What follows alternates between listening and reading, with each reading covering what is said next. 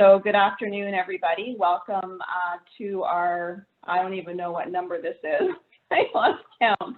But thank you for coming to our virtual book club featuring Patricia Gagic, who is, you know, besides being an award-winning international contemporary artist, author, humanitarian activist, and speaker, she is also an amazing friend of mine, and I'm sure to many others, and a true confidant.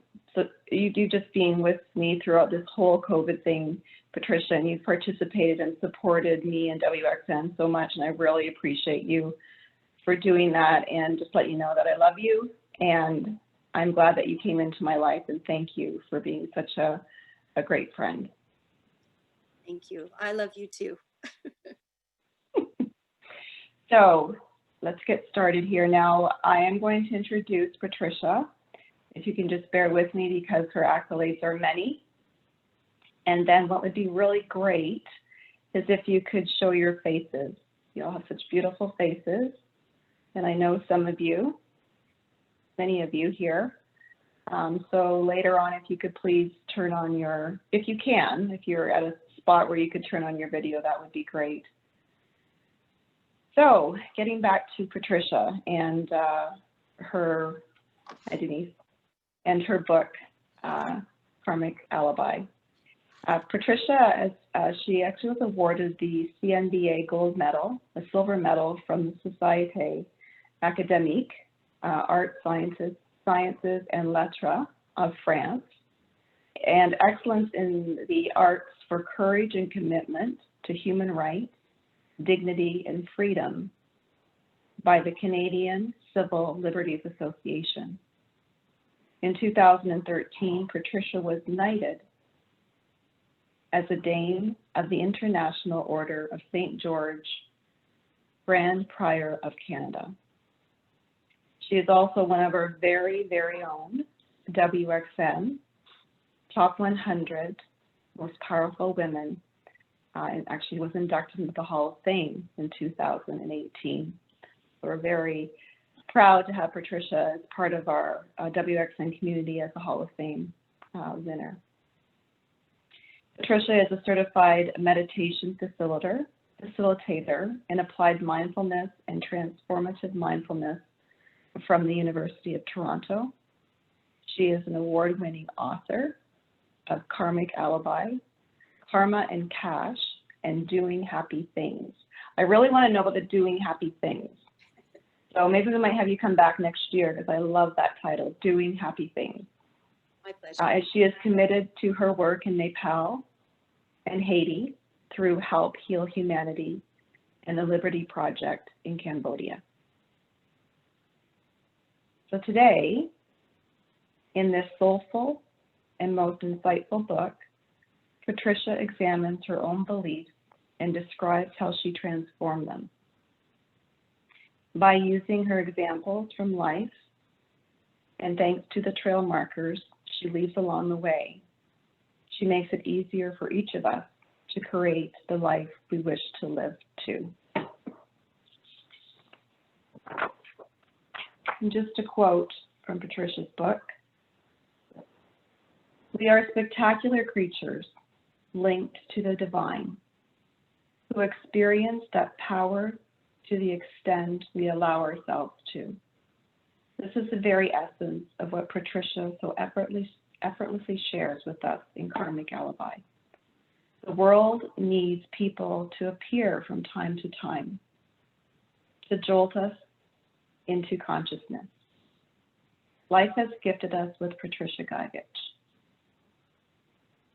and she handles this assignment with grace. And that was from Glenn Moshauer, actor and motivational speaker, The Extra Mile Seminars.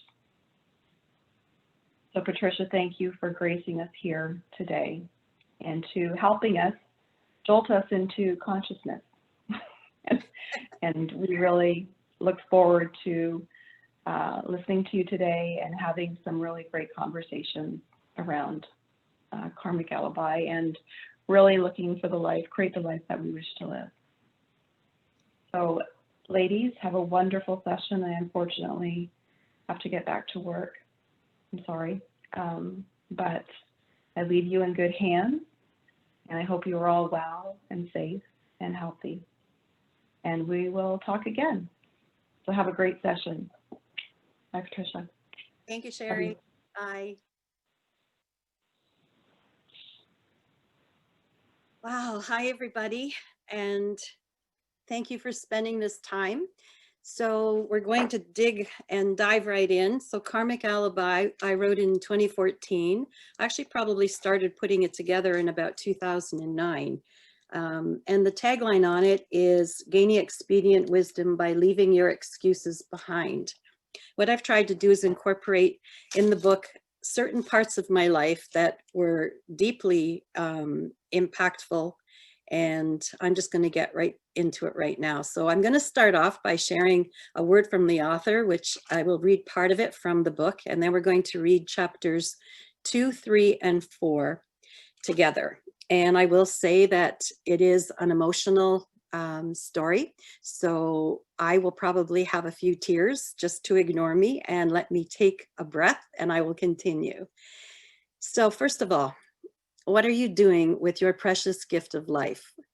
Human beings are part of the most spectacular, rare, and divine self-correcting consciousness. You happen to be one of them.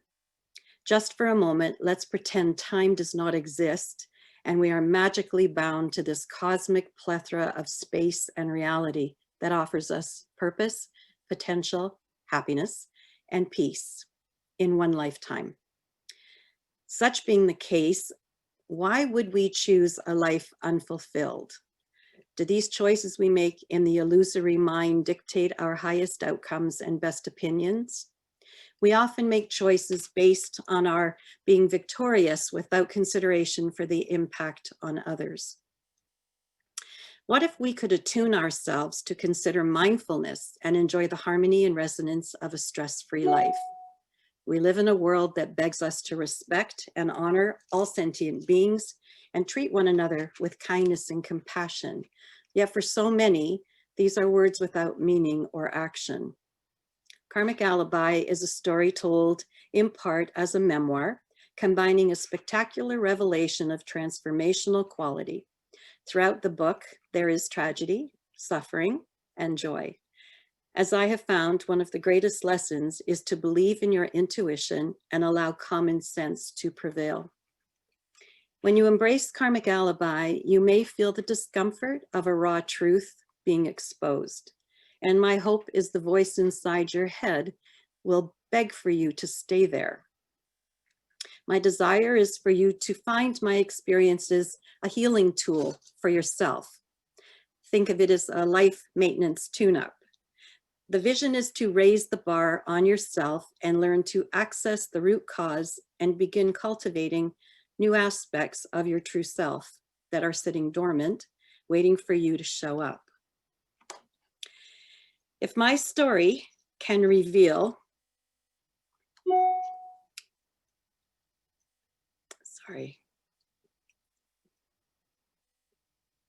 If my story can reveal and activate the wisdom inside of you to locate a better way of coping, functioning, and coexisting with more clarity and peace, the book will have served. Now I'm just going to go right now into chapter 2.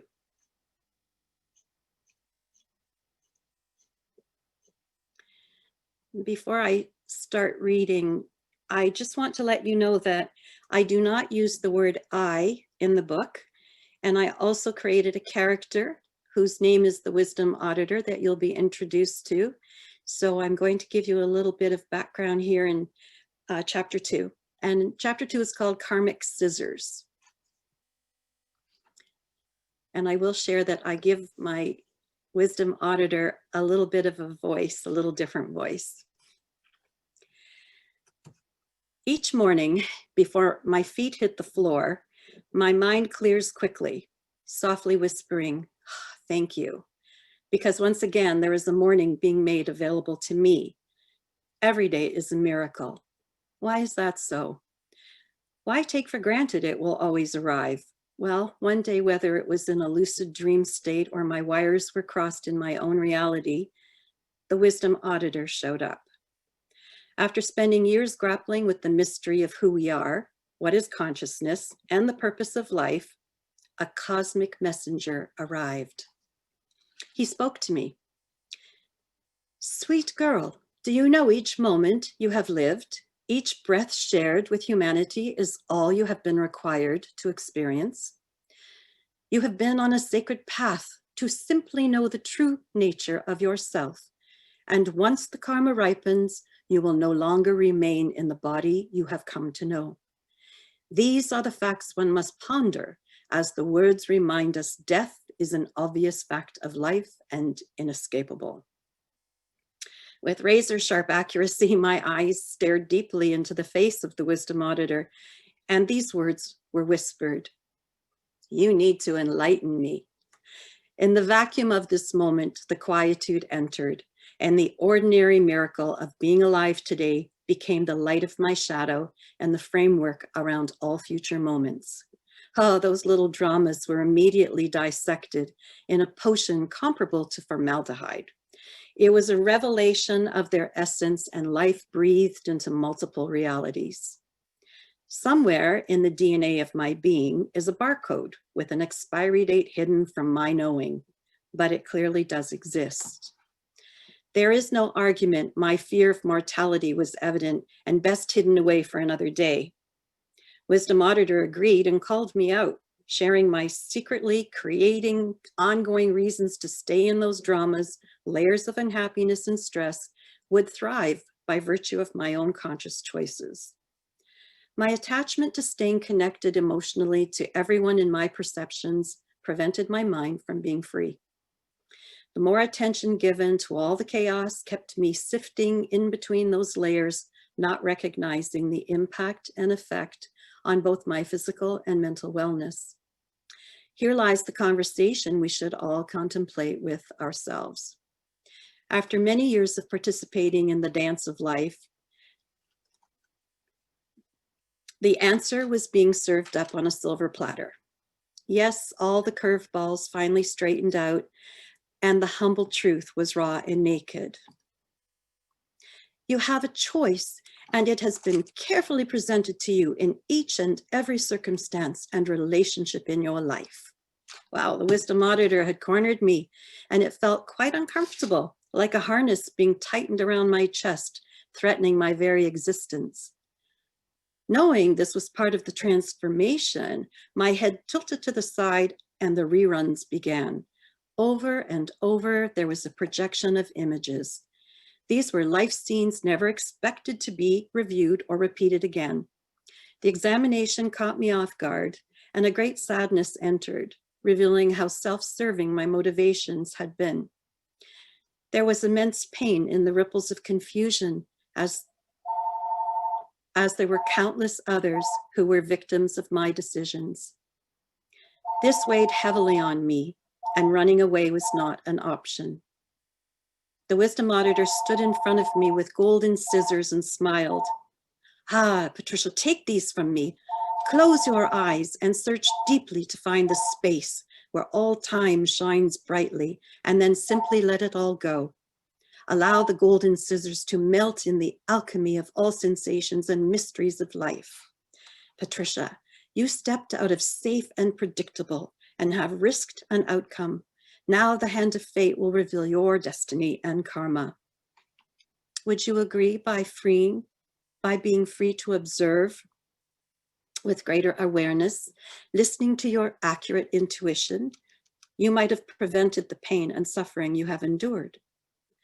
When we remove disease from your body, we fully expect it will not return. Why not believe the mind is also capable of such an etheric surgical healing? Why not let go of holding weighted thoughts, never able to lift a bridge? Take these karmic scissors and forever release yourself from suffering.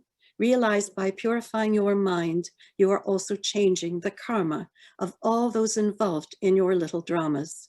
Begin to feel the joy and embrace the happiness within as you disengage thoughts holding you prisoner. Wisdom Auditor pressed on,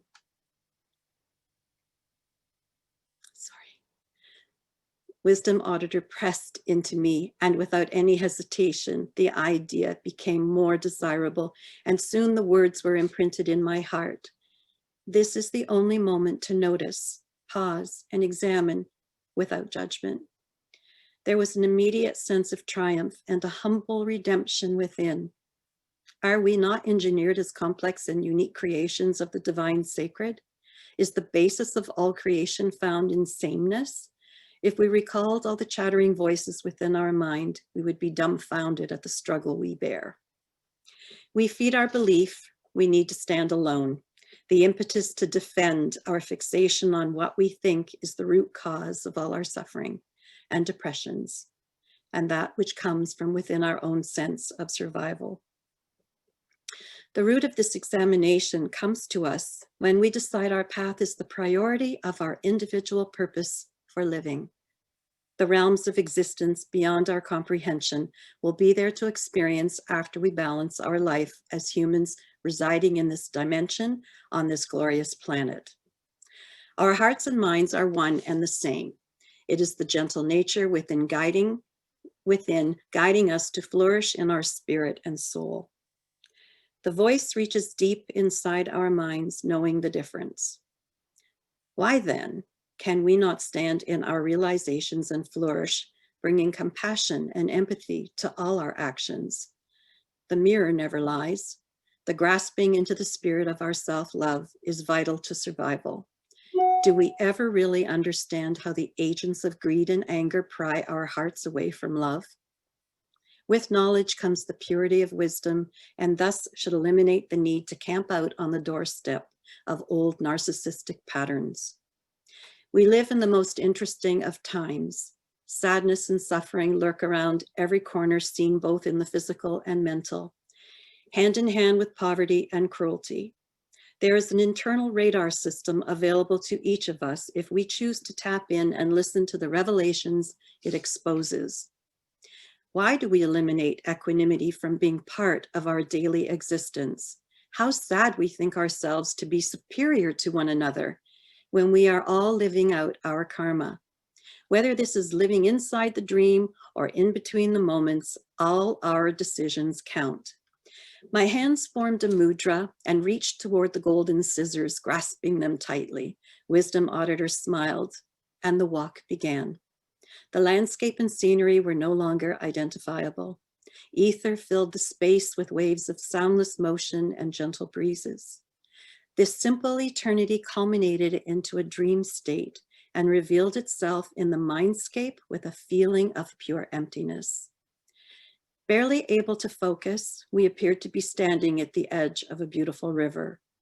The paysage generated nirvana, and 8 massive mountains covered in blue snow dazzled with pureness and without shadow. The journey had just started, yet very efficiently it felt as though the end was near.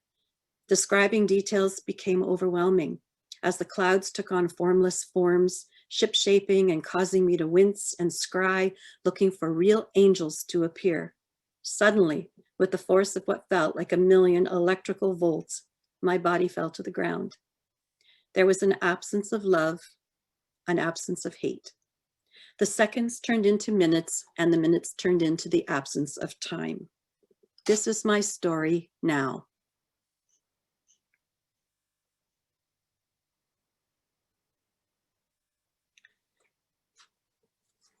The interval between the words. Patricia, take a look. Wisdom Auditor beckoned me to join him. Slowly, my body moved closer to him, sitting at the edge of the bed. Dearest one, how have you found the strength to arrive here today? With my heart pounding, my lips began to quiver, and ever so carefully, my head gently rested on his chest. The room began to spin, and the luxury of being sober was gone as the subtle shift took me back to the place where tiger blood spilled. Heady with the scent of musk, my limbs felt the crushing of his body and the slamming into my tiny frame. With nothing to hold onto, the room turned inside out, and the black hole continued to dance like a whirling dervish out of control. The walk through the hall could have been described as the same walk a victim of genocide might have experienced, with the knowledge there was no escape route or evidence it would be successful by making a mad dash. This was not in the cards. Fear of being shot in the back was the outcome, and it could not have come quicker. Resolved to fight, clenching through his lily white snake skin, my fingernails ripped and bled from the wild thrashing. The ceiling became a kaleidoscope with hope written in rainbow colors. My eyes innocently smiled as my legs were held down and the instrument was perfectly executed into my writhing body. The masterfully crafted spider web hidden in the corner of the ceiling in this insanity room offered me an invitation to escape. Desperately wishing there was someone home in this perfect web who would immediately drop down and pay a visit with a venomous sting. Unfortunately for me, no one was home. This was the Alice in Wonderland party where you were invited not to attend. This was the party no one was invited to except me. Had the guests forgotten what time they were to arrive? I began to feel as if my performance was without a curtain call and never properly rehearsed. What a shame my lack of experience was neither obvious to the neighbors or to the band loudly playing on the record player. If the word evil had not been invented before this particular night, it was then. In the distance, my eyes caught the shadow, and with remarkable timing, he managed to arrive, silently and without disturbing the rattling of the floor. As the bed was now relocating across the room, the shadow captured my full attention. The quiet, undisturbed, yet familiar look in his eyes immediately calmed me, and my body began to relax and suspend into another dimension. This was not an engagement of purity, and there was no moment of ecstasy. At this point in my life, there was no frame of reference to call upon and no way to know what should be happening. All that my mind understood confirmed this was violent, wrong, and eventually would rip my faith in trust into shreds. The painful twisting of fingers around my neck seemed to loosen, and my voice no longer shrilled. It began to shrink. In the moments that followed, the scent of delicate forget-me-nots cruised around my nostrils, and with a sigh of relief, the sweat drenching the sheets began to cool. The bed was now free of the snake, and the air was permeated with a fresh aroma. Wisdom Auditor silently remained in the room. It was an innocent invitation by someone of trust who now added their own spin on what fear should look like in my life. He had not been given permission, yet had taken control. Even rabbits and snakes determine with elegance how they choose to mate. There is no name for the madness in an animal filled with lust, only saturated and quenched by the topical mercurochrome known as tiger blood. There was no trial inside these thin cement walls. Trust never even entered the courtroom of my mind. The hidden lawyers who stood side by side grinned as they remembered using the monkey and tiger blood themselves. There was an uncommon yet pathological intelligence, only obvious to a victim. It seemed there was an unspoken bond or rite of passage between them. Given so little time for a defense, the verdict remained and the outcome was a karmic alibi. Had my body agreed to arrive and walk down that hallway to the insanity room? Did my mind consent to the angry snake man who poured his tiger blood all over me? Would there ever be a time his motivation would be revealed sufficient for me to believe it was not personal? Wisdom Auditor bent over my frail body and ever so gently helped me pick up the ripped and torn clothing strewn across the floor and no longer hugging my frame. The floor now had carved bruises and dents that would remain etched there forever. One could never walk across that floor again without the grave possibility of a sliver might pierce the foot of the next victim. There was a sense of security, knowing perhaps my sacrifice had satiated the evil within this animal who called himself a man. His future desires had been quenched by the virgin he had captured.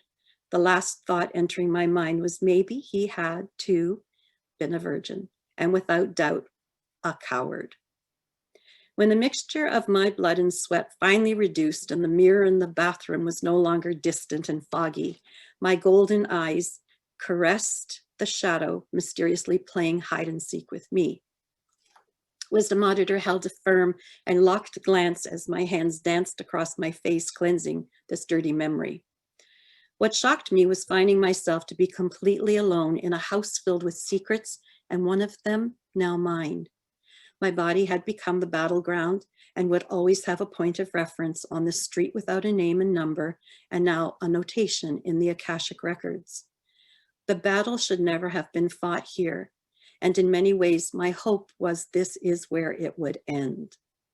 Suffering attends to the details. This was not my first and unfortunately not the last introduction to this sorcerer called suffering.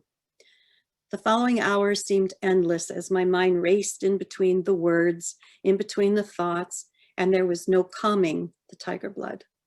The walk home was frightening, and all eyes, including those in the back of my head, were diluted with a toxic fear. Not running, walking, or crawling could have made that journey less traumatic. The ceiling in my bedroom had no spider web, no music, or evidence of a recollection of madness. To imagine facing those evil eyes again created a panic lasting an entire year. Our seats in school were only a few rows apart from one another. We were face to face every single day. His was no longer a face understood or trusted. When the academic year ended, my hidden eyes no longer felt the predator staring at me from across the room. The face of humanity had changed for me. I had been raped of more than my innocence. Eventually, the fear associated with that night became an anchor and an excuse for things not right. It became my karmic alibi. The taste of fear was always on my lips. The endless agony gripped every part of my existence. There was no relief from this stalker. Nightmares haunted me, and the secret could not be buried, no matter how many places my mind would seek out. This fear simply existed. Anytime a story or a news article would reveal the angst of someone who had been a victim, my heart retched and ached with them. My prayers would be lined up like salt shakers on a windowsill, praying they would never recover and let the universe hold court. Never underestimate the power of karma. Peace was welcomed when Wisdom Auditor sat at the end of my bed and let me find stillness within. There was no need to speak. He simply knew my thoughts. What does one think when all control is taken away? What does one do when the masked bandit without concern takes refuge inside of you? The deep loss of this man's soul many generations ago prepared him well for this battle. Had he chosen his warrior princess with keen and mindless effort, or did he know? What is his karmic alibi? With deep concern about the future, the question loomed, is there ever a point when it makes sense? How does one find forgiveness? Wisdom Auditor spoke to me. My precious one, eventually the vibration of all who suffer will seek purity and cleansing. Perhaps even now you have forgiven him without trial or punishment and have released the hatred existing in the dark shadow of your journey together. Consider opening your heart and sanction the army within him to become quiet. Imagine as his feet touched the slivered floor, he felt the difference between a cactus and velvet. There will be a time when he will come face to face with his own warrior and demon. You have shown courage and a discipline inside your mind to detach from the physical moment of abuse. As traumatic as this was, he will suffer equally. You are not his jury. The teaching is in the angry realm of human existence. To torture a physical being in lust is the evidence of weakness and a shallow mind. Thank you, Wisdom Auditor, for finding me and holding me during the hours and days of my life. Is there nemesis?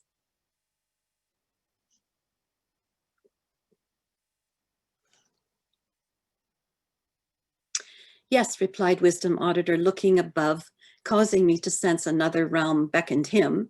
We walked down a hospital corridor.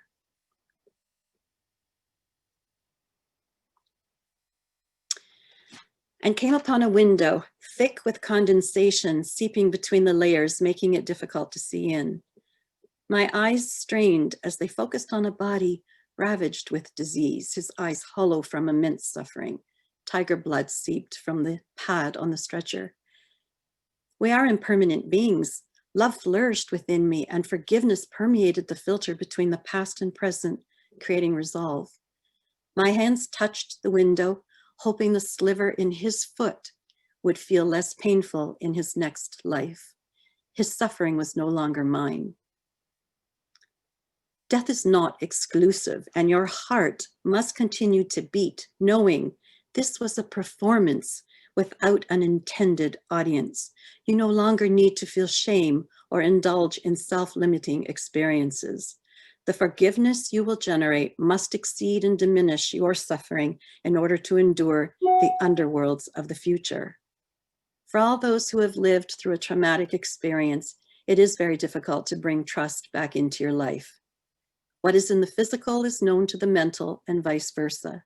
What makes the art of life so perfect is the anonymity by which it arrives and leaves. The Wisdom Auditor held my arms and with great determination walked me back through another door. This time, there was a sense of closeness and a foreverness, making all the mud we walked through feel less slippery as our toes gently touched the soft, fragrant petals. We began to skip faster and faster until it became a race. There was no way to keep up, and with a leap of faith, my arms let go and closely and carefully watched as the Wisdom Auditor spun out of control. The dizziness was exhausting and all too familiar. The dream was never ending, and finding Wisdom Auditor was becoming easier.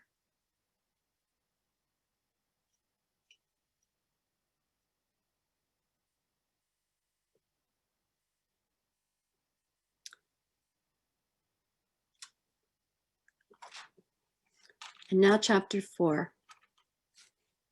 Sorry, I'm just going to take a sip.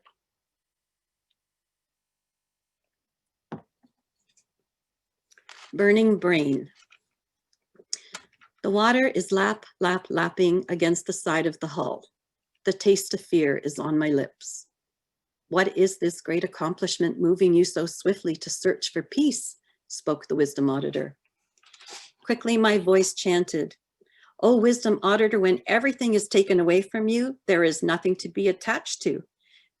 With new eyes, you simply allow things to be. This is my as above, so below." Ah, my dearest, how many times do you think the flesh is considered the divine body, and how many words are spoken knowing this as the truth? After all breaths have been taken, the intention is still there. The world will still compete for your attention. The distinction between thoughts will remain, and they will always be your own. What can never be taken away is the gift of the heart. Well, as those final words were spoken, the Wisdom Auditor indulged me with a sense of purity and confidence. The feeling of raptured love encased me. When my previous suitor came to call, he brought me manna and offered the gift of his evil friendship. My life was very simple, and the golden rule had been tattooed long before this birth time. The best one could offer was in the sharing of the precious gift known as time. Learning to trust was now the unspoken matrix of emotion. Second chances are the miracles generating wisdom. When nature allows for a breath to be shared with another soul, it can only be described in human words as love. Would love surpass all randomness, or would it create a space inside the vacuum which held not only my records, but without doubt, those of another? How could falling in love be heard when the heart can barely hear a whisper, let alone the cooing from a dove? Could there be a love without suffering? What is the meaning of love without suffering? Wisdom Auditor, why do you persist in staying in my life? Have you anywhere else to attend? He replied, ever so present, "No, not at this time, my lovely. One, you are my cause and purpose. For this reason, we will share and make certain every opportunity is available to you for examination and the release will be made. He repeated, please remember, suffering is the agent of ignorance. When you reach deep inside your core and realize there is no gain or loss, the moment will cease to exist as you thought. Those fleeting glances into pain will fail to remember at the scene. Now, my precious lovely, let's get on with it. Close your eyes, for there is a place you need to be. My body sank into a chair, not there before. My mind was racing and there was no rational conclusion. Nothing could ever make sense of this benign insanity. The question screamed from my lips. Why was not the gift of such a divine love worthy of foreverness? The window was still covered with tiny glass vessels, crystal clear reminders of how our life was saturated with a sharing created long before our bodies met. We stood face to face, monitoring our obsession with one another, redefining the object of love by creating a treaty signified by elemental gesture. We collected salt shakers. It appeared this was a silly yet mindful prank between us, and these mini tokens were simply a gesture of love. It was all deemed perfect. Old and even older were our minds together. Painful memories of being uninvited to the event no longer shadowed my heart. Maidens who had taken the journey dressed me in the orange organza robes made for goddesses. This invitation sparkled with golden orbs and led me to drink from the chalice. There was no Alice in Wonderland to haunt my response to this appointed investiture. The grass was wet and the urgency was contained with perfect rhythm. The relentless attempts to keep this foreverness were known to both of us. Some things call you to the greater cause, and the harbinger cannot be ignored. The faint scent of those forget-me-nots waffled as the wisdom auditor sat with his knees touching mine as we were airlifted to an intersection filled with cars and buses. My curiosity was never ending, and another question was always percolating. Please tell me about illusions. Was this my imagination, or is my heart fully weakened by the heart of another? Did this man who held my attention and burned my brain with insatiable adoration, bordering on lust, really exist? Did the ludicrous really need to happen for life to be explained again? We sat together as my eyes fell heavy and the aroma of this floral bouquet called love petitioned me to awaken. This part of my life is forever burned into the cycle of reality. It was an unusually cold Saturday morning in January, and my regular visit to the restored courthouse turned library once again proved to be most successful. There was always a book waving its hands, gifting me with hours and hours of blissful, dreamy pleasure. The library was a circus for my mind. If not 3, at least 4 days, excluding weekends, one would find me sitting at the long tables, inhaling everything previously thought and thoughtfully recollected. If reading was an addiction, there was never going to be a cure for me. It was difficult to know what olfactory would have to do with it, but the moment those massive 20-foot doors opened, there was something hallucinatory about the smells that lured me up the massive marble and granite winding staircase.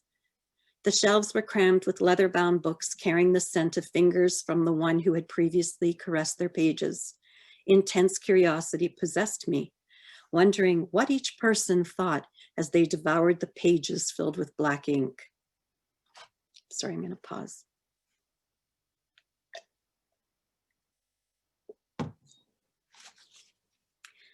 There was another aspect of this ritual that never left me, one planted since sitting in my grade 2 classroom. Books were lonely. Somehow feeling them was easy for me. Books were friends without introduction, telling a story existing between a front and back cover. They were captured and held without knowledge of their whereabouts. Books had to trust they were chosen for intelligence, wisdom, and a dedication to sharing something new. This was a tall order.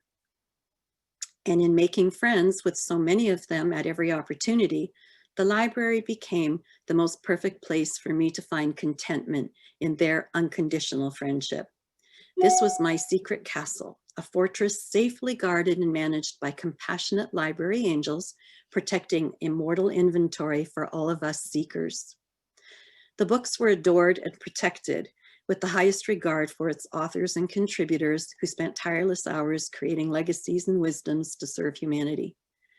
These ageless geniuses poured their imaginations and contemplations onto pages without knowing who would eventually read them. People like me who wished to navigate through life without leaving their chair always found a buried treasure. My parents never worried when Saturday and Sunday rolled around, as they knew exactly where to find me. Oftentimes they would show up unannounced, waiting curbside at the library front door at closing, offering to drive me home. Otherwise, it was a walk to the bus stop. For the most part, my searches danced between art and philosophy, but many times the flirtation of romantic and mysterious authors dotted my table. Studying the images and text generated a ride inside my imagination. On occasion, an extraordinary book would be taken out, rushing home, knowing the pages would be inhaled while holding a flashlight under the covers through the wee hours of the morning. My insatiable desire to carry all the books home with me was cured by being given permission to stay as long as needed during each visit. The special books were constructs for my future revelations. There was no doubt at the age of 14, my relationship with Jean-Paul Sartre and Salvador Dali paved the way for the fieldwork in my personal revolution. The walk to the bus stop required a detour this particular Saturday afternoon. It was really cold, although the sun seemed to mesmerize the chill into a state of warmth, blessing my feet. The long walk into the downtown core felt serendipitous. A last-minute decision to treat myself to a Laura Secord Goldie meant that the bus ride would not happen. This was where my soulmate chose to meet me. When we met inside the candy store on King Street, there was no candy, no shelves, nothing but two persons standing in an aisle filled with light and a dazzling sense of the dance. We both knew there would be a story one day to be told. How brilliant was the purpose of my detour, unknown to one another, only to pacify the adoration and love of a simple chocolate-covered caramel. The synchronicities began. In that brief moment, we could never have known the depth by which our lives would change. Inside the store were two customers. Recognizing the charming high school friend who shared a locker next to mine, he introduced his friend. A blinding chemistry created a new element on the periodic table. Have you ever felt instantly old? This was the only way to describe the ageless feeling of a bond already known to have existed. There was a knowing beyond our years, along with a sense of sadness. We would never experience longevity. It was almost unkind. We exchanged our courtesies, and the walk home became the beginning of the infinite opening of the wedge. There were no cars, houses, or people, only a memory of something beyond familiar, which required a deep courage to acknowledge. A few days after this date with destiny, a phone call affirmed we would meet again. Innocence and naivety ran circles around us. We chose to relinquish what was deemed normal and together created our own childhood. From the extremes of silliness to the epic tragedies of Homer, we built our stories. This was second nature to us as we sat on a bus headed to Toronto, patiently waiting for the ultimate high our pseudo-adult brains could endure. A music fest called Beggar's Banquet, and a magical night listening to jazz by the famed Oscar Peterson. Music played a big part in the late 60s and early 70s. Old enough to be on the cusp of hippie, young enough to enjoy playful walks in the rain, our lives flourished. Angels took detours to be with us. Time seemed generous, and we indulged in creative, spontaneous, mystical love. Every song written was for us by those who could only dream of being us. Lurking inside his dream portfolio was a notion to experience life on the high seas. This was not only necessary, it became a calling. In a heartbeat, the decision was made, and the charmer who introduced my soulmate would now join him on a whimsical journey. Several months passed, and in between finishing our last year of high school and taking on part-time jobs, we went about life as usual. When enough money was saved by the two young friends, manifested their critical path and prepared themselves to hop a plane to Florida. By April, a boat was secured and purchased. She was named the Aida. Sorry.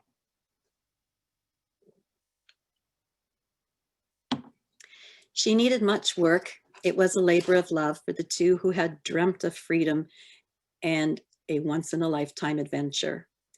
Christmas promised to be spectacular and filled with loving memories. To my surprise, he had cleverly designed and crafted something personal, but in hindsight, it was a metaphor for the future.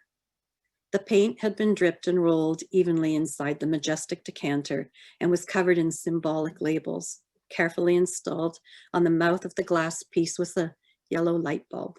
It was a handmade lamp, and wrapped around the neck was a little green box. Excited by the painstaking effort made by my alter ego, my fingers were delighting in the possibility of being presented a ring. We had seen our high school days together, and the promise of a future seemed real. He asked that the gift be opened in front of my parents. The little green box revealed a gold band with the face of the most elegant woman, the cameo lady. Looking up at my knight in shining armor, there was a promise fulfilled. It must have taken centuries to be realized. We had fast forwarded and met each other once again at the precipice of the opening of the wedge. We said nothing. The ring created a moment of dark silence, and the bond between us revealed the elusive truth about life. People create their reality and decide what stays in and out of Pandora's box. There was a destiny for all of us, including the cameo lady. To ensure we would have a permanent fond memory the evening before he left, we prepared an unspoken agenda. It held the ceremonial elements of a Broadway production. Looking back, there was a looming uncertainty. We might not ever see one another again, if nature played her vicious hand or if the heart broke while being examined. We dined at our favorite restaurant with eyes locked on each other in a harmonic convergence. We were in a dance with no music, beginning or end. We existed in the fullness of whom we were and who we would never become. Our together was now dealt the hand of fate, and it churned inside my stomach as the memories of our foreverness would lie inside of Pandora's box. We gracefully acknowledged how strange it felt to have known this kind of love. Our hearts were known too well to one another. We would always be two children who chose freedom as the purpose and impermanence as the voice of change. With innocence, we fell under the spell of foreverness once more. We then placed wooden rings on our fingers. With silent ceremony, my hand slipped the tiny wooden ring on his finger, and we both blushed with awkward smiles. The hope was Mother Nature would intervene if necessary and keep him alive and take all others hostage. It was a bet and would never come to fruition. We sat in the back seat of his '56 Chevy, our hands gripped tightly, staring into the abyss. It was the revelation of life and death. All had been revealed to us. The infinite skies looked down upon us. We became two particles of stardust, challenged by the vibration of our hearts. Lifetimes had been lived in order to find one another, only to let each other go. Our childhood ways were now being buried. We caught a glimpse of where the ocean would hold my tears and lock them away. This was a place generating a graveyard of mud, and we together planted a lotus seed. We chose to believe the wooden rings would float. We would always find one another. There was excitement stirring within both. How incredible to be given an opportunity of realizing a lifelong dream. We were two fragile people who desired for each to live without regret. Yes, there was risk. When you tangle with intuition, you can be bit badly. Eventually, we would be a couple with children and a white picket fence around our home. When Aida, my lovely temptress, came a-calling, my only hope was in the belief she would protect my beloved. What she could never become was his wife. In that knowledge, she became less my enemy and more the mistress who would always steal but never own. She lied to me. Was there a promise, or did the illusion of this delusion create a destination there was no returning from? The most heartfelt goodbye, sitting in the back of the turquoise blue and white Chevy, became the evidence of all things lost. The engine panted, and the last breath we could share was taken. He handed me a card in an olive green envelope.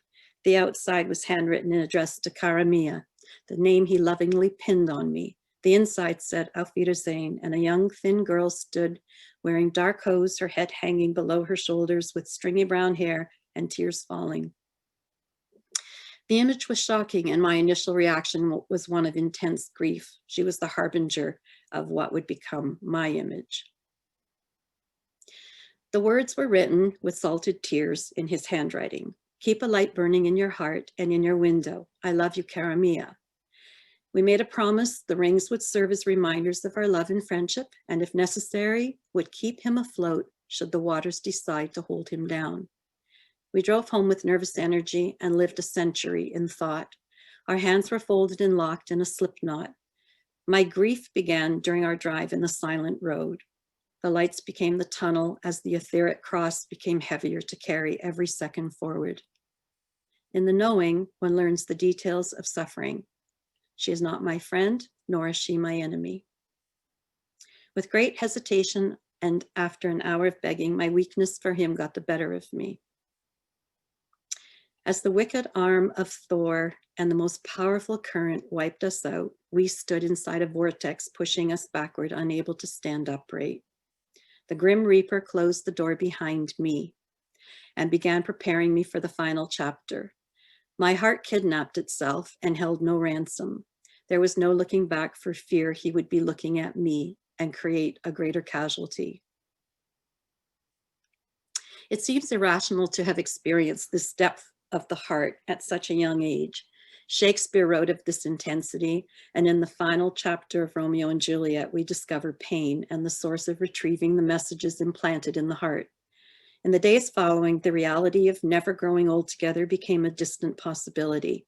Months passed, and the few letters received were always filled with love for me and a passion for his mistress, the Aida. She was being prepared for her maiden journey. We spoke to one another the night before they set sail. His voice was imbued with a somber tone, and while we spoke, my eyes were glued to the inside of the beautiful glass lamp he had painstakingly made for me. The paint drippings began to look like colored tears. It struck me he had not put a sailboat inside. Rather, he created a wave that seemed to thrash from one side to the other. The wall of glass was weakening. There was a strong and undeniable sense of fear in his childlike voice, yet another any of us spoke. Eventually, the emptiness was filled with human tenderness. Months had gone by, and finally a letter written by him arrived, and there was hesitation in my desire to open the envelope and read the haunting words. They were written with a dark and ominous ink, somewhat prophetic and charged with a potent poison. The letter had been constructed carefully and mindfully, with a tenderness leaving me to feel him absolute in absence. There were 3 pages filled with news and one poem he created. The 3 lines became my mantra. The taste of fear is on my lips. The water is lap, lap, lapping against the side of the hull. I will always love you, my cara mia. The letter was folded and put away, and a few days later, my father called, and he said, it's a command performance. I need to come and see you. My father delivered a soliloquy, leaving the curtain down, never to be opened, for an encore. His biting words were surreal. He's gone. The chamber of my heart watched the wooden ring slowly sink to the bottom. The words were screams, and every salt shaker sitting on the windowsill of my childhood room burst into a sea of damnation. My soulmate had taken a journey, and Aida had not protected him. His fate was presumed by drowning while on watch during the night. Remember, suffering is only in the details. The information was scarce, which made it even more difficult to comprehend. The waters were reasonable, perhaps not. The Aida did not protect him, and the boom shaft denied him safety. Our families mourned, and my heart was now forever going to be under examination. Life did hold a grand purpose, and without question, all karma would unfold as it was supposed to. I reached for the wisdom auditor. Have you seen him? Does he have a precious new soul? The heavens must have embraced him. Do you think he will ever find me? My mind and heart would believe it to be true. He now prepares the work necessary in order to find me again. The wisdom auditor smiled at me and said, my lovely one, he was here for an eternity, and in between the breath, you found one another. Aida was the sailing ship to his next journey. You must be grateful as you were able to churn the waters under the milky sea for him. All the demons were aroused by your considerations for one another, but they chose him. Perhaps because he was so loved by you, they found him worthy. The wisdom auditor put his arms around me, and for the first time, my mind stopped churning.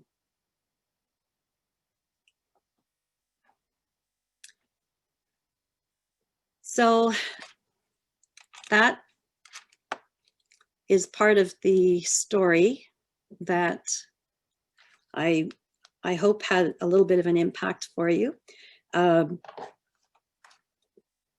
I indulge sharing those two, mostly for the reasons that we all live in a world where our actions become our habits, and our habits become our story. And when you have experienced something when you're so young that is difficult to comprehend, you try very hard to see how there is joy on the other side. And when I created the Wisdom Auditor, it was a higher sense of consciousness to allow me to get through those actions that I'd been holding on to.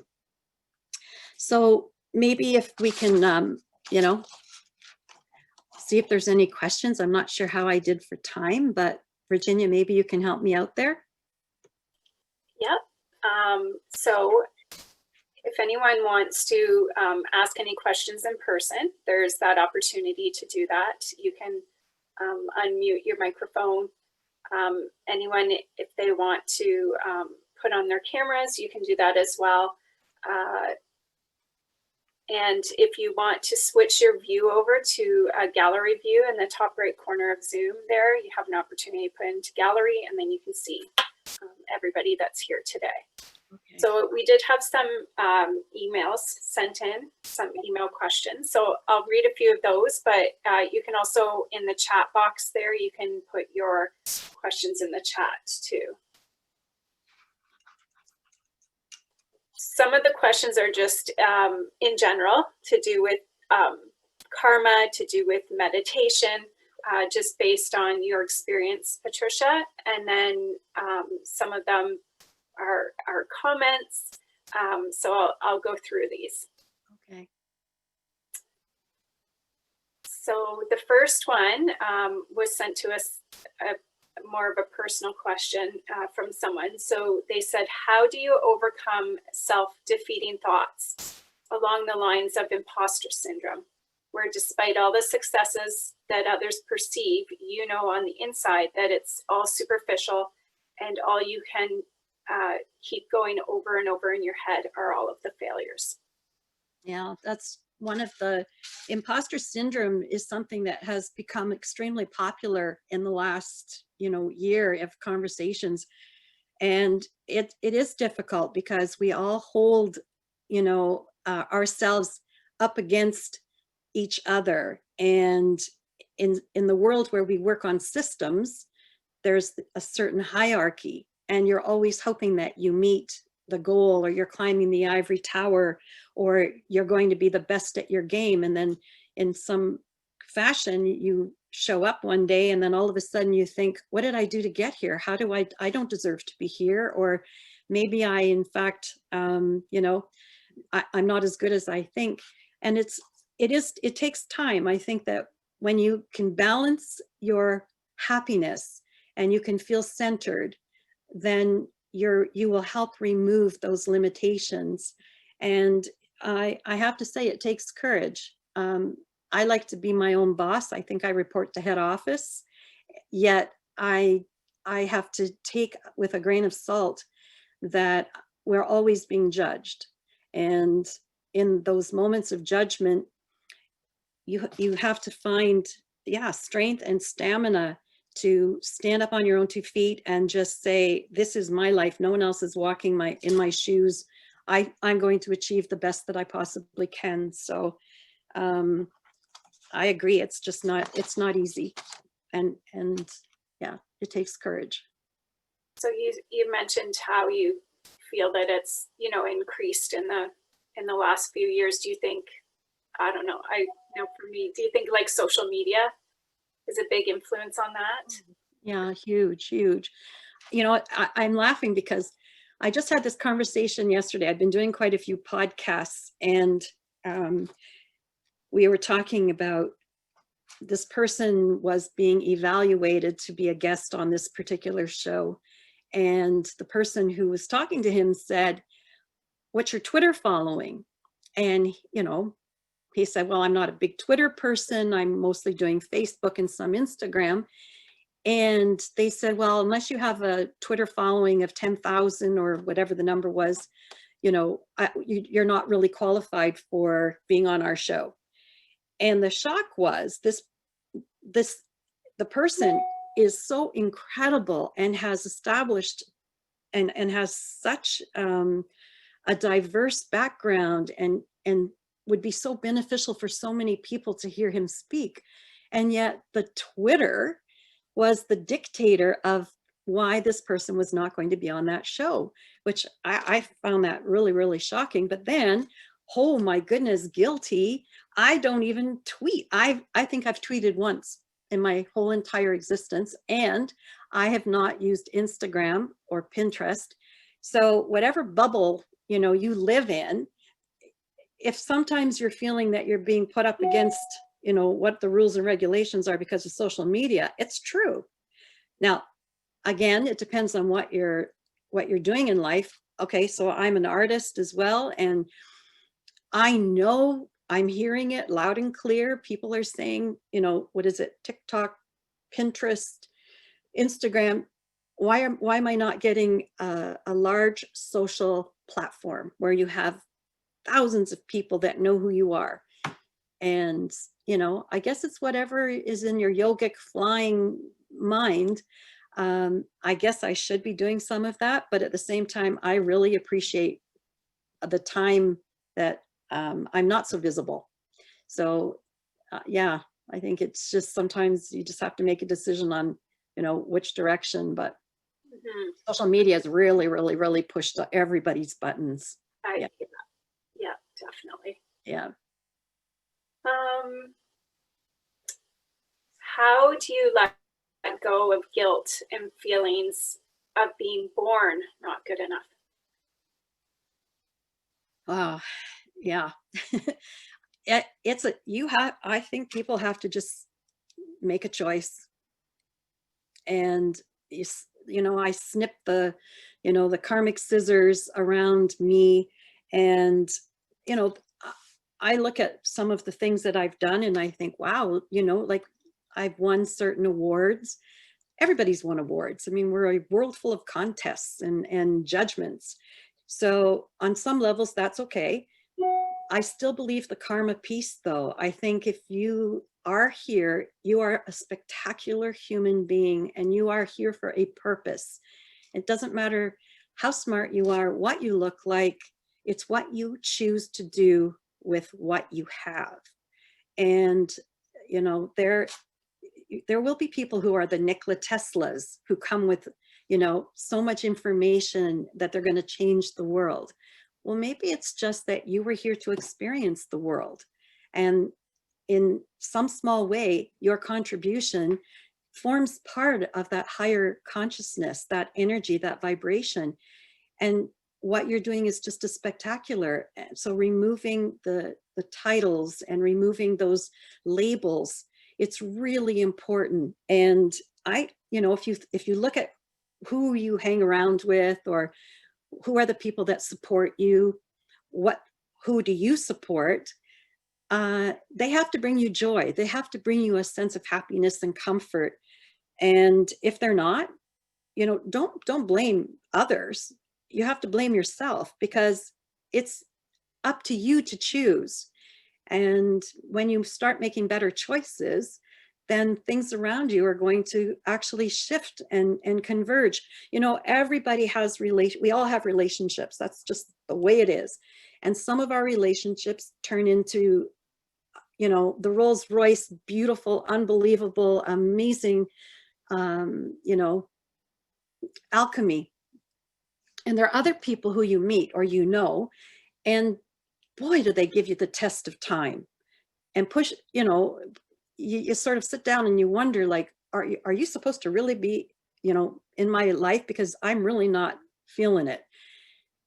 And I'm just going to say you have to be strong enough and big enough to value you and your time, to either let it go, to accept what it is, to forgive yourself, forgive them, and just move forward.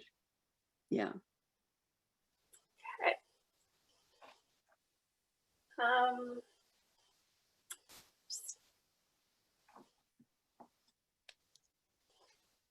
It is, okay, sorry. I want to put this up to full screen so I can read it properly. Okay, in this so very loud and nonstop world, how do you quiet the noise so that you can hear your authentic thoughts and let your wisdom and karma shine brightly? So as I shared in the, you know, in the story, I've been a real nerd. I mean, you know, I just had my 67th birthday. So I've gone around the moon and sun a few times.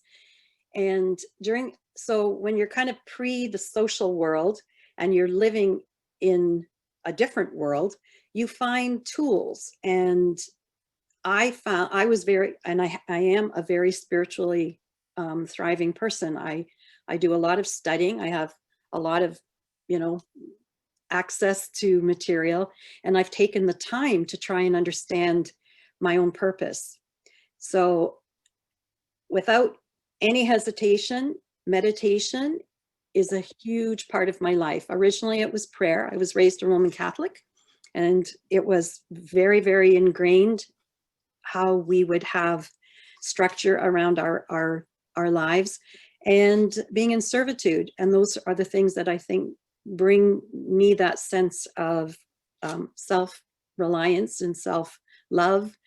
Not will I ever think for a split second that I did it on my own. So it's gratitude, significant gratitude to the people who are in my world to support me. But I think being content, I want to find something here I had something here. So yeah, if you are content alone and with your own mind, and you can find the place where the quiet makes you the most happy, then reserve that spot and visit it again and again and again until it becomes the habit. Yeah. Great. Okay, comment from our audience. I like the idea of getting social media to work for you and your purpose and not having to serve it. That's a great comment. Yeah. Another question. So you've had so many incredible people come into your life. How did that happen? Do you encourage it? Did it just happen? I would love to know your thoughts. Yeah, so I still have to go with this karma piece. You know, I started my life as I was really, really fiercely independent. I I spent so much time alone that I think I felt an equanimity with all people. And when I would meet somebody who was super important, let's say celebrity, and then I would meet somebody who's not, I didn't know the difference. I only saw people for exactly who they were. And I think when you're not awestruck, because I'm awestruck that every single human being is exactly the same, then the characteristics around them sometimes enable you to either establish a sense of trust, or you bring something yourself that helps them too. So I think just by showing up, being yourself, like seriously being yourself, and the other part of that, I guess, is not having an expectation of getting something from anybody. Like what you have in the now, exactly where it is exactly what it's supposed to be. If you fight so hard to get something and after you receive it, it doesn't bring you, you know, the joy, the happiness, whatever, then you have to go back and question what was the motivation for you to have to attract that to begin with, and what purpose would it serve you? So I've been really fortunate. I'm seriously a converted introvert. I have loved being under the radar for so many things, and yet I've had to I learned, and I had to understand, because I actually became a bank manager when I was like 25 years old. I was really, really determined to have my job as the focus, and then the people that I would be in communication with, who were way, way older than I was, I had to grow up really fast. So I think at the age of, 25, 27, I had my mindset of an older person, which meant that I could relate to people a little bit easier than other people. So I think that's just a side benefit of developing a certain skill. And we all come with different ways of, examination, and our personalities are all different as well. I hope it answers that. Yep. How does one realign back if strayed from the spiritual path? I don't think anybody's ever off a spiritual path. I really don't. The fact that you can even say it means you already identify that it exists. So, it just means digging a little bit deeper, and finding the places where, where you can learn, where you can present yourself and be accepted. So sometimes, and because of the internet, because of the way that the world works right now, you can log into so many incredible programs. I mean, the FPMT program, the Foundation for the Preservation of the Mahayana Tradition, you can get into Lama Yeshe Ling. You can go to Deepak Chopra's. You can, Carolyn Mize. You can do, there's just Dr. Joe Dispenza. Take the time to seek out, even if you think of one word that's bothering you, or the one aspect of yourself that you're not happy with, and find the people who are doing the work around that, and it will open doors and open doors. So, but I think everybody, if you even say the word that you understand that spirit exists, you're already there. We're all born with that adamantine particle of love. So it just gets hidden a little while, and sometimes you got to pull the cover off of it and examine it and see it. Yes. Okay, this might be part of the next question. What is the best karma? The best karma? Oh my goodness. Okay, so karma is definitely the answer to our life choices. So I think all the seeds that are in your mind that you plant are going to evolve into your future experiences. So every sort of microsecond that you think, you need to grasp onto holding those thoughts, because they're going to affect everything. So the best karma is to be mindful. You have to recognize you are responsible for what will happen to you in your life. So I think common sense. Yeah. Okay. This one speaks to just kind of what's going on right now with the pandemic. Can you speak to their actual question is about how they can, they're interested in learning how to apply karma to their career and their personal life in context of this pandemic. Yeah, well,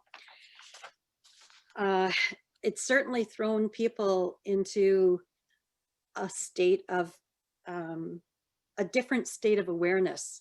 So where we were always running back and forth, going to our jobs or going here, going there, really looking for things to do, we never sat still long enough to see what was around us. And so our values changed. And when your values or your values become recognized, and you may or may not like what you're doing, you then make a very conscious decision to sort of change your behavior and what you choose to do. So I think the pandemic has caused, some people, to clean out their closets. And I don't mean that I mean it both figuratively as well as in your mind. Do I need this?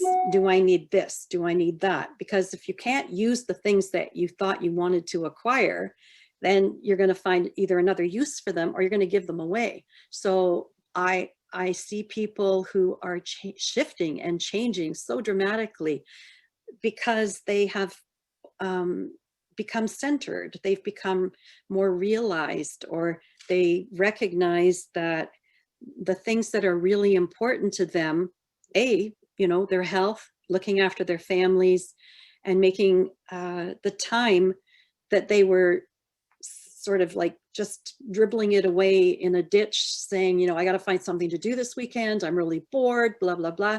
Whereas they could actually cultivate a better relationship with themselves or with their family. Or, I'm a Rotarian. I'm also, I think Serena is on here. We're working on our Help Heal Humanity.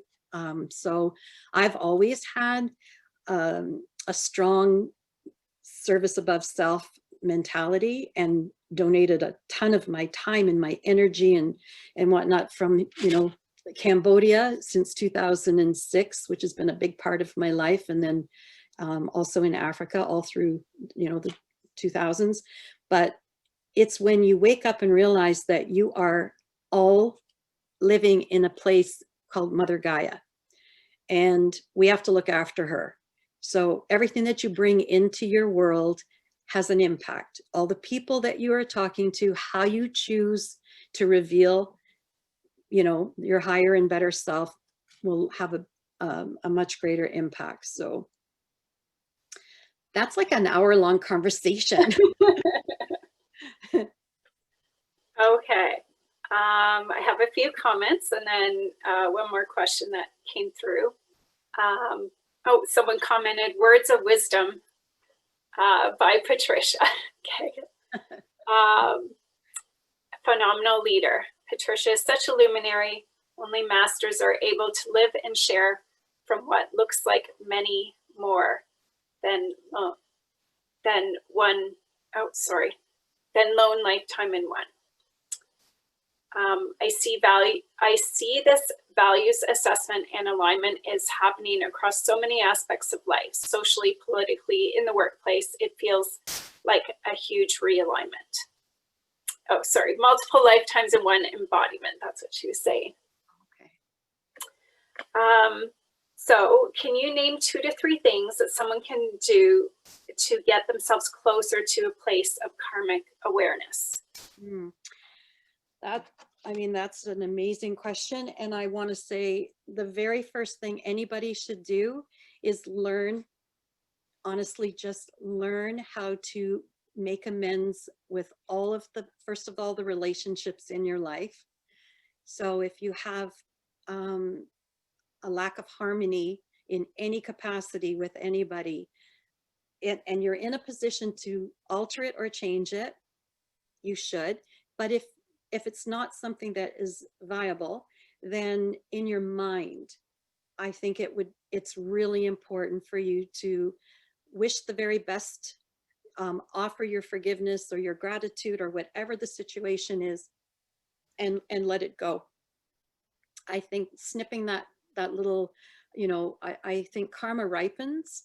And when you can release those attachments, and again, it's this whole significance of attachment, because we attach ourselves to so many things that are not necessary, or we believe they define us. So I would really like to say that one thing would be to, put the people in front of you who you need to have harmony with, and make that happen. That gives you a sense of release. It gives you a sense of balance and freedom. And that freedom to be able to move through and listen to your next thoughts. And then the second part would be, if you haven't done anything to help anybody, then you better start doing that right away, because that's what we're all about. We're all about holding hands, making a difference, serving one another in whatever capacity. There are people who are so able, and they hoard, and they don't share. They just define their world as being, it's all mine, it's all mine. Well, you own nothing. So, you know, the day you die, you don't have any of it. Someone else will use it or take it. Why not do some good with it right now? What does it alter in your thinking pattern that prevents you from wanting to do that? I don't know. If you have to give somebody something and it's going to hurt you, you're going to suffer from sharing, I think you need to re-examine that thought. So that would be 2. And the third thing I would say is just, again, being completely mindful. Stop being judgmental. That makes a huge difference. The minute you judge yourself, stop even judging yourself. Where are those thoughts coming from? The Bicameral Mind by Julian Jayne. There are so many parts of our brain and our mind, or rewiring. So I will just offer one more thing here. And that was when I was working on another book I've gotten, which is Karma and Cash, and I'm doing a rewrite. I wrote Inspired to be Rewired, Mastering the 5 Radical Degrees of Life, which are risk, root, remedy, realization, and reality. And every single thing you do has a risk, whether you like it or not. What is the root of that risk? What's the remedy that you own? Is it forgiveness? Is it gratitude? Is it letting go? Redefining. So risk, root, remedy, realization. You know, ladies, gentlemen, wake up, smell the flowers. I mean, you're all precious, incredible human beings. And if you think you have 5,000 more years in this body with your mind, you don't. So because of karma, we don't know the wheel of life, how long we have. Value every single minute of your life, not a joke. How you deal and what you do with your time, impress yourself. So risk, root, remedy, realization, and reality. The reality is you choose to be attached to whatever the outcome is that's happening to you in your life right now. It's your choice. So if you want to, you know, have the bright, see the better side of humanity, just knowing that there's suffering, but there can be a cessation of that suffering, but it's up to you to make it happen. First of all, for yourself, and then whatever your legacy is, whatever that legacy piece is that's important to you, if you have that, your legacy will live in your being, in your molecules, in your consciousness. I suggest people strongly find any of the work by Dr. Joe Dispenza.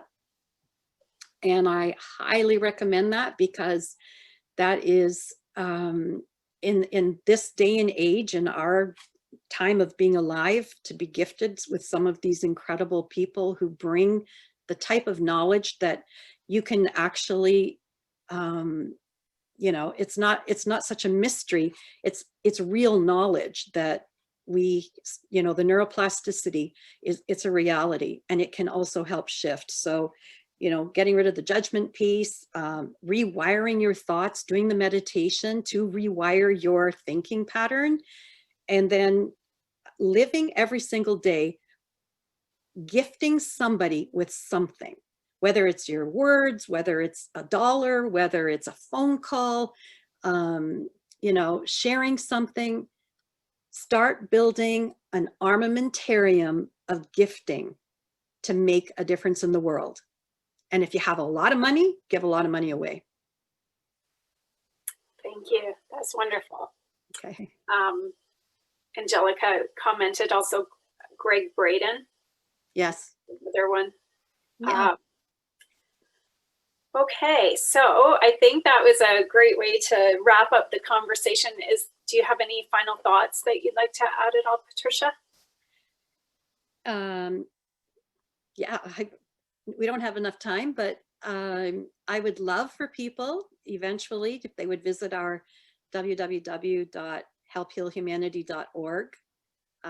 We're going to be making some big changes again in the world, incorporating work that we're doing with Rotary, as well as Cambodia and Haiti and new places. And I would love everybody to be creative. If there's another part of what you haven't done that you've always wanted to do it.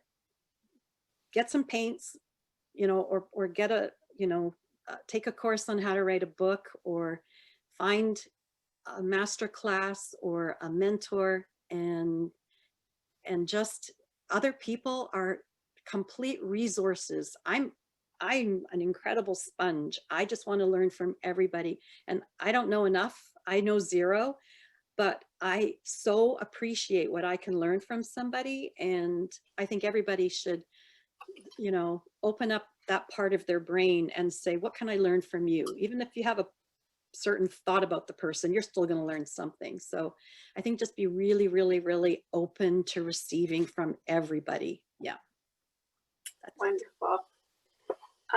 Thank you so much for sharing your story with us today. I mean, you warned us ahead of time before we met with the group that there is you were going to be very personal with your story. I was. And we appreciate you opening up so much to us. It definitely showed, you know, what it means to cut those strings, and just like, wow, just what you've been through, and to know that you can balance karma. Thank you very much, Patricia. Oh, you're welcome. Thank you all for being here. Love you guys.